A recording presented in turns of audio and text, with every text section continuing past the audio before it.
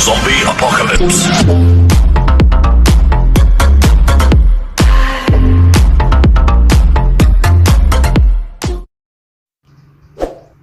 Okay guys, isang maulan na araw sa ating lahat dahil wala tayong race ngayon ay andito ngayon tayo sa may Alaminos City, Pangasinan.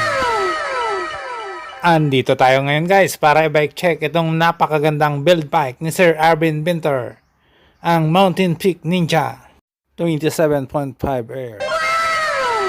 At alam nyo ba guys kung ano ang groupset o parts na nilagay ni Sir Arvin dito sa build bike na to?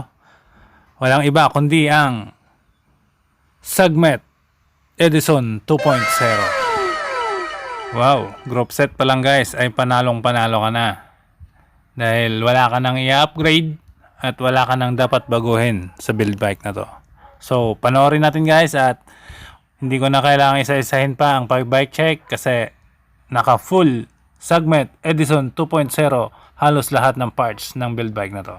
So, watch na lang guys at tingnan natin kung maganda nga ang pagkakagawa at pagkaka-build ng Mountain Peak Ninja na 27.5 ni Sir Arvin.